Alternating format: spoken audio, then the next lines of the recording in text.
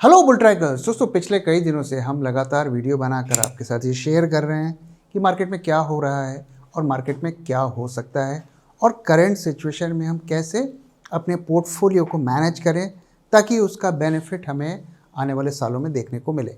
और उसी कड़ी में हम एक और वीडियो आज लेकर आए हैं और इसमें हम आपको बताने की कोशिश करेंगे कि क्यों कुछ स्टॉक्स जिन्होंने पिछले सालों काफ़ी अच्छा परफॉर्म किया वो अब अच्छा परफॉर्म क्यों नहीं कर रहे हैं और इस अंडर परफॉर्मेंस से हम क्या सीख सकते हैं ताकि ऐसे स्टॉक्स को अपने पोर्टफोलियो में हम ज़्यादा वेटेज ना दें।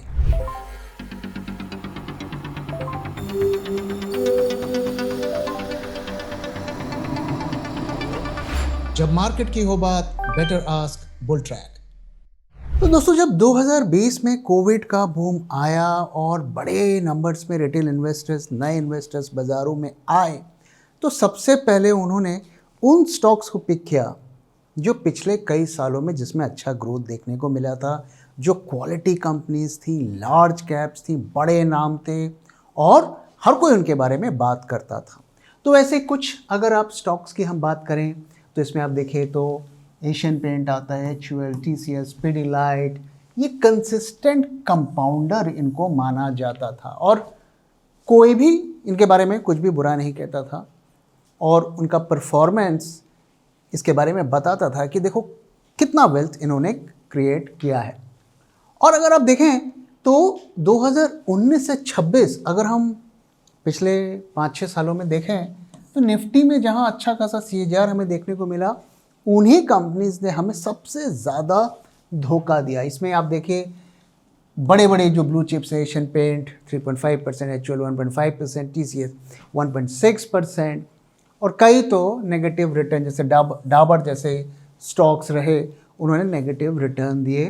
HDFC बैंक और कोटक बैंक ने भी मेजर जो बेंचमार्क इंडाइसेस है उसके कंपैरिजन में अगर आप देखिए 2 से 3% के रिटर्न दिए निफ्टी बैंक। और इसमें रिलायंस को भी हम शामिल कर सकते हैं, हालांकि रिलायंस ने उससे पहले भी अच्छे रिटर्न्स नहीं दिए।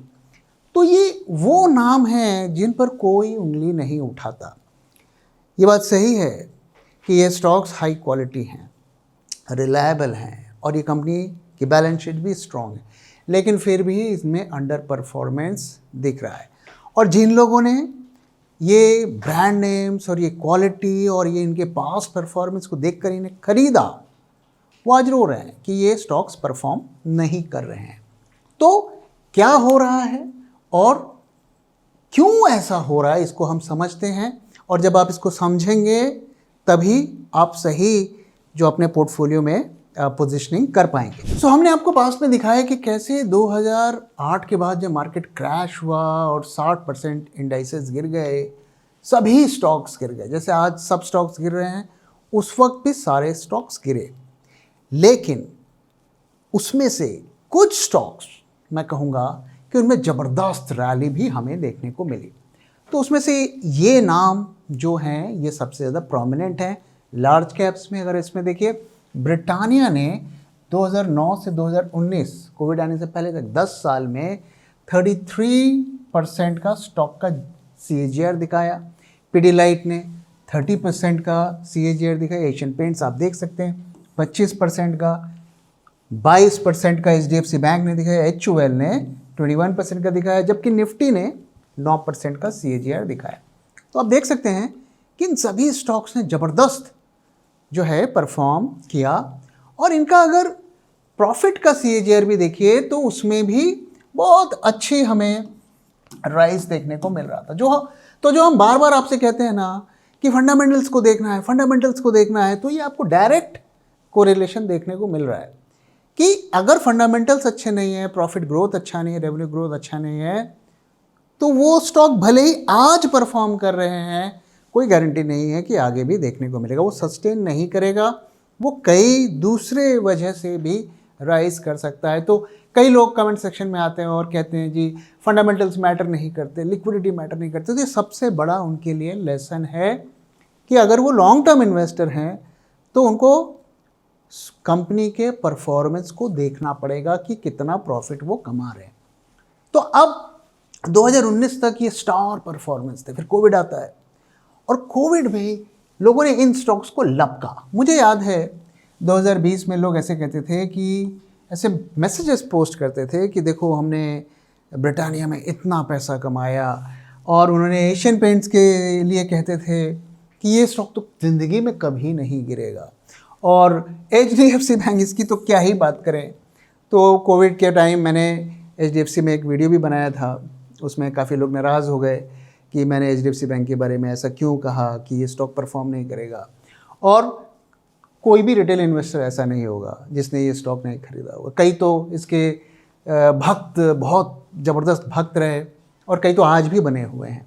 तो ये स्टॉक्स जो हैं 2020 के बाद अगर आप देखें, 19 के बाद इन्होंने सबसे ज़्यादा अंडर परफॉर्म किया ब्लू चिप्स में। रिटेल इन्वेस्टर्स आज कई स्टॉक्स में फंसे हुए हैं, जैसे कि सोला विनयार्ड्स, रेलटेल, ओला इलेक्ट्रिक। अब इन स्टॉक्स में रिटेल क्यों फंसते हैं? क्योंकि वो social media tips, FOMO and TV analyst पर रिलाई करते हैं। देखिए, स्टॉक का गिरना बड़ी बात नहीं है, पर आपके स्टॉक्स गिरने के बाद अगर रिकवर नहीं होते हैं तो ये बड़ी प्रॉब्लम है। 2008 में if you see, Bajaj Finance ने 1.5 लाख % का रिटर्न दिया, टाइटन ने 9000% का रिटर्न दिया, और वहीं पर DLF ने 10 साल लगा लिए ब्रेक इवन के लिए, और यूनिटेक जैसे स्टॉक जो आज तक रिकवर नहीं कर पाए। तो आखिर ऐसा क्यों होता है? इसकी दो बड़ी वजह है, क्वालिटी एंड वैल्यूएशंस, यानी वो bad quality and high valuations पर स्टॉक खरीद लेते हैं। और अगर आपको किसी भी स्टॉक का क्वालिटी को चेक करना है तो आपको उसकी बैलेंस शीट को चेक करना पड़ेगा, विच कुड टेक आवर्स, और वैल्यूएशंस के लिए आपको हेवी मैथमेटिकल मॉडल्स को यूज करना पड़ेगा। और इसीलिए हम आपके लिए लेकर आए हैं BT स्टॉक एक्सरे, जहां आप सेकंड्स में किसी भी स्टॉक का quality and fair valuation check कर सकते हैं। So wait no more, act now and अपने पोर्टफोलियो की क्वालिटी स्कोर को बढ़ाइए और उसे वेल्थ क्रिएटर बनाइए, ना कि wealth destroyer. BT stock x-ray, upgrade your portfolio now, because hope is not a strategy.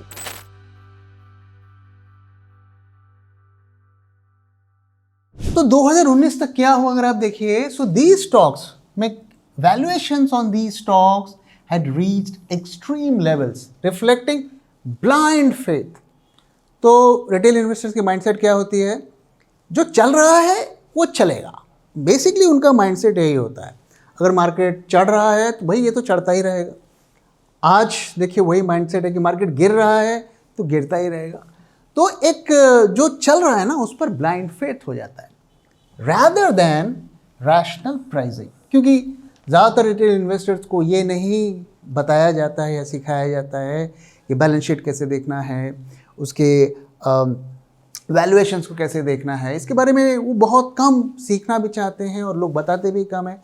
तो उनके लिए एक इंडिकेटर होता है, भाई ये स्टॉक चल रहा है, पास्ट में चला है तो आगे भी चलेगा, और साथ में वो खबर पे ज़्यादा रिलाई करते हैं कि इसमें ये ग्रोथ हो रही है, इसमें ये फैक्ट्रियाँ खुल रही है, इसने इस कंपनी को एक्वायर खरीद लिया, ये मर्जर हो गया और ये नए फील्ड में जा रहे हैं। तो इस तरह की जब खबरें आती हैं तो उनका स्टॉक के ऊपर ब्लाइंड फेथ हो जाता है। और हम जानते हैं कि मार्केट में क्या खेला होता है, जब बड़े इन्वेस्टर्स को निकलना होता है तो बहुत बुलिश बड़ी बड़ी कहानियाँ स्टॉक के बारे में बनाकर जो है रिटेल इन्वेस्टर तक पहुंचाते हैं, through TV, through newspaper, through influencers. और फिर जब आप वो कंज्यूम करते हैं तो आपका ब्रेन पूरी तरीके से ब्रेन वॉश हो जाता है, और जब आप खरीदते हैं तो वो बेचते हैं। तो यहाँ पर 2019 के बाद जो है global rates rose and liquidity tightened, the bubble began to deflate. तो अब अगर आप देखिए 2009 में जो इनकी PE मल्टीपल्स को अगर आप देखिए और 2019 में इनकी PE मल्टीपल्स को आप देखिए, सो वैल्यूएशंस ऑलरेडी हाई हो गई थी। तो लोगों ने जब 2020 में इन्हें खरीदना शुरू किया, चूँकि ये स्टॉक्स चढ़ रहे थे तो उन्होंने काफ़ी हाई वैल्यूएशन पर ख़रीदा। अब उसके बाद क्या हुआ कि ये कंपनीज इतनी ज़्यादा हाईली ओवर वैल्यूड हो गई थी और ये ग्रोथ को नहीं दिखा रही थी, उस रफ्तार से ग्रोथ और प्रॉफिट में ग्रोथ नहीं दिख रहा था, रेवेन्यू प्रॉफिट दोनों में ग्रोथ कम होता हुआ दिख रहा था। तो अब क्या हो रहा है कि ये वापस से जो वैल्यूएशंस हैं उसी लेवल पर जा रही हैं। ओके, आप देखिए ये यहाँ से कम हो रही है, कम हो रही है, कम हो रही है। तो बेसिकली मार्केट ये कह रहा है कि चूंकि आप ग्रोथ नहीं दिखा रहे हो तो हम आपको इतनी वैल्यूएशन नहीं देंगे, वैल्यू करेक्शन करेंगे। और चूंकि ये निफ्टी का भी पार्ट है तो निफ्टी के वैल्यूएशन में भी उसी तरीके से हमें गिरावट देखने को मिलेगी। So valuations have corrected but are still far above Nifty's multiple. तो देखिए अब ग्रोथ तो इनमें आ नहीं रही है ज़्यादा, लेकिन अभी भी आप देखिए कितने हाई वैल्यूएशन पर, यानी कि इनमें और भी फॉल होने के चांसेस हैं आने वाले सालों में। हो सकता है अगले महीने ना हो, 2 महीने में ना हो, लेकिन आने वाले टाइम पे और भी गिरावट होगी। क्यों? क्योंकि अभी भी इनकी वैल्यूएशंस जो है उसके फाइनेंशियल परफॉर्मेंस को जस्टिफाई नहीं कर रही है। और जो भी अभी हाई वैल्यूएशंस पर क्यों ये चल रहे हैं, क्योंकि म्यूचुअल फंड्स डीआई के पास ज़्यादा ऑप्शंस नहीं है, तो वो क्या कर रहे हैं कि भाई जब अपॉर्चुनिटी नहीं मिल रही है तो अभी भी इसे खरीदते जा रहे हैं, जबकि एफआईआईज इन स्टॉक्स को डंप कर रहे हैं। तो आइए अब एक उसकी फाइनेंशियल परफॉर्मेंस को भी देखते हैं कि क्यों मार्केट इनको वैल्यूएशन नहीं दे रहा है। सो सिर्फ वैल्यूएशन ही प्रॉब्लम नहीं थी, अंडरलाइंग प्रॉफिट ग्रोथ भी कम हो रहा था और delivering a double blow, slower earning plus compressing multiple. तो दोनों एक्चुअली कोरिलेटेड हैं कि अगर आप फाइनेंशियल परफॉर्मेंस अच्छा नहीं कराओगे, मार्केट कुछ टाइम तक रुकता है, वेट करता है और आपको टाइम देता है कि ठीक है चलिए हम आपको माफ़ कर देते हैं, 1 क्वार्टर, 2 क्वार्टर, 3 क्वार्टर हम देख लेते हैं। लेकिन जब उसे लगता है कि नहीं नहीं ये तो अब एक स्ट्रक्चरल प्रॉब्लम दिख रही है, तब वो पनिश करना शुरू करता है। तो यहाँ पर आप देखिए 2009 से 19 तक जो प्रॉफिट किस रेट से CAGR दिया आप देख सकते हैं, और अब किस रेट से दे रहा है, तो लगभग आधा हो गया। तो प्राइस भी आधी होनी चाहिए और इसीलिए आप देखिए अंडर परफॉर्म कर रहा है। डाबर में भी आप देखिए 14% का CAGR था 2009 से 19 में, ये गिर के 3% हो गया, अंडर परफॉर्म कर रहा है। TCS में भी आप देखिए 19.50% था, अब ये हाफ हो गया है। पीडीलाइट 23.70% हो गया, 13.90% हो गया। HDFC बैंक, इसमें भी ड्रॉप देखने को मिला है बैंकिंग सेक्टर, और ओवरऑल HDFC बैंक में भी कई तरीके की प्रॉब्लम्स हैं, आप सब जानते हैं। तो यहाँ पर क्या हो रहा है कि फिनेंशियल परफॉर्मेंस की वजह से इनके जो वैल्यूएशंस में करेक्शन हो रहा है और उसी वजह से स्टॉक्स अंडर परफॉर्म कर रहा है। तो यहाँ से सीखने वाली बात क्या है, आइए इसको देखते हैं। So these remain strong businesses. तो क्या ये खराब कंपनी है? जी नहीं। क्या ये कंपनीज बंद होने वाली हैं? जी नहीं। Just because stock price is falling, actually मैं इसे फॉल नहीं कहूँगा, मैं इसे करेक्शन कहूँगा, मैं इसे सही लेवल पर आता हुआ फिनोमेना एक कहूँगा। तो ये खराब कंपनियाँ नहीं है, बट जिस स्टॉक प्राइस पर ये ट्रेड हो रहे हैं वो खराब है। तो कंपनी अच्छी है, स्टॉक का प्राइस बुरा है। So these remain strong businesses with dominant brands and solid balance sheet. तो बैलेंस शीट जब अच्छी होती है इसका मतलब कि आने वाले 2-3 साल बुरा भी होगा, कंपनी सर्वाइव कर जाएगी। But the lesson is clear, a great business is not automatically a great stock for any price. तो मैं जैसे कह रहा हूँ कि अगर एक स्टॉक है तो वो हो सकता है कि बहुत अच्छी कंपनी है, लेकिन 1000 रुपये में ये कंपनी को मैं ना खरीदूँ। क्यों? क्योंकि इसकी वैल्यूएशन इसके बिजनेस को जस्टिफाई नहीं कर रही है। तो हो सकता है वो 500 रुपये पे बहुत ही अच्छा स्टॉक हो। तो इसलिए वैल्यूएशंस का बहुत ज़्यादा यहाँ पर इम्पैक्ट पड़ता है। तो HUL हैड लॉस्ट टिकट। अगर आप देखिए 2000 से 2010 तक HUL ने परफॉर्म नहीं किया। सिमिलरली हमने रिलायंस में भी देखा, अगर 2007 से 16 तक देखेंगे तो इसने परफॉर्म नहीं किया। सो वैल्यूएशन का discipline and margin of safety are non negotiable. और हमारे रिटेल इन्वेस्टर भाई लोग जो हैं, ये 2 चीज़ों के बारे में वो नहीं सोचते हैं। ना तो वो वैल्यूएशंस के बारे में सोचते हैं कि क्या स्टॉक की सही वैल्यू है, किस प्राइस पर मुझे लेना है, इस पर तो उनको दिमाग ही नहीं लगाना है। और दूसरा मार्जिन ऑफ सेफ्टी, इसको भी वो नहीं देखते हैं। तो buying just because stock once compounded brilliantly. तो ज़्यादातर लोग क्या गाना गाते हैं कि देखो 2000 अगर 9 में आप खरीदते तो आज आपके पास इतने पैसे होते, मार्केट गिरता रहता है, स्टॉक गिरते रहते हैं, फिर रिकवर हो जाते हैं। इस तरीके की कहानी पर वो ब्लाइंडली बिलीव करते हैं, नॉस्टैल्जिया के लिए वो स्टॉक को हाई प्राइस पर खरीदते हैं, जो कि इसे हमें नहीं करना चाहिए। A turnaround needs either cheap prices और फास्टर ग्रोथ। तो ये जो स्टॉक अभी भी गिर रहे हैं ना, तो दो ही केस में रिकवरी हमें देखने को मिलेगी, या तो ये इतना सस्ता हो जाए या फिर इसके रेवेन्यू प्रॉफिट में हमें रिकवरी देखने को मिले। तो ये वाला एंगल तो अभी देखिए 1 साल तक आपको देखने को मिलेगा नहीं, लेकिन इस पे हम बेट कर सकते हैं। अगर प्राइसेस चीप होंगी तो फिर स्टॉक में रिबाउंड होगा। देखिए, जब आप एक सुपर स्टोर में जाते हैं, आप कोई सामान आपने देखा हो कई दफ़े नहीं बिकता, तो वो स्टोर वाले क्या करते हैं, प्राइस को ड्रॉप कर देते हैं। 1000 रुपये का आइटम वो कहते हैं कि जी 10% डिस्काउंट पे ले लो। हो सकता है तब भी आप ना लें, तो 900 पे आप नहीं ले रहे हैं, लेकिन जब वो उसको और डिस्काउंट करके वो 50% डिस्काउंट कर देते हैं, तो लोग आकर खरीदना शुरू करते हैं। और जब वो और भी डिस्काउंटेड हो जाता है तो लोगों में कंपटीशन लग जाता है कि हम खरीदेंगे, और अचानक से वो आउट ऑफ स्टॉक हो जाता है। तो स्टॉक मार्केट भी ऐसे ही चलता है। अभी आपको 1000 रुपये का स्टॉक 900 पे दिख रहा है और आपको लग रहा है 10% डिस्काउंट मिल रहा है, मैं खरीद लेता हूँ। उसकी वर्थ 500 रुपये है, वहाँ पर वो अंडर वैल्यूड होगा, वहाँ पर उसका फेयर वैल्यूएशन है, तो वहाँ पर आपको खरीदना है। अब ये है कि आपको कैसे पता चलेगा कि ये स्टॉक की फेयर वैल्यूएशन क्या है, ये आपको कैसे पता चलेगा कि ये स्टॉक अच्छी क्वालिटी का है। तो उसी के लिए हम लगातार आपके साथ शेयर कर रहे हैं कि अगर आपको स्टॉक की क्वालिटी को चेक करना है तो फिर आपको उसकी बैलेंस शीट को स्टडी करना पड़ेगा, क्योंकि बैलेंस शीट उसकी पास्ट हिस्ट्री को बताता है। उसके फाइनेंशियल रिजल्ट्स इस क्वार्टर के होते हैं या इस साल के होते हैं, लेकिन बैलेंस शीट उसके पास्ट की सारी हिस्ट्री को बताता है। तो बैलेंस शीट को स्टडी करके आप उसकी क्वालिटी को पता कर सकते हैं, और वैल्यूएशंस के लिए फिर आपको अलग अलग मैथमेटिकल मॉडल्स को यूज़ करके वैल्यूएशन कैलकुलेट करनी पड़ेगी। पीई वैल्यूएशन का एक छोटा सा इंडिकेटर है, ये सही इंडिकेटर नहीं है। उसकी फेयर वैल्यू कैलकुलेट करने के लिए हमें फ्री कैश फ्लो को स्टडी करना पड़ता है। तो अगर आप इंटरेस्टेड हैं तो आप हमारे टूल को भी यूज़ कर सकते हैं, एक्सरे का टूल, और उसमें हम आपको दोनों चीज़ें बताते हैं कि स्टॉक का क्वालिटी स्कोर क्या है, क्या ये इसको हमें पोर्टफोलियो में रखना चाहिए, और साथ में हम वैल्यूएशंस की भी बात करते हैं कि उसकी फेयर वैल्यू क्या है।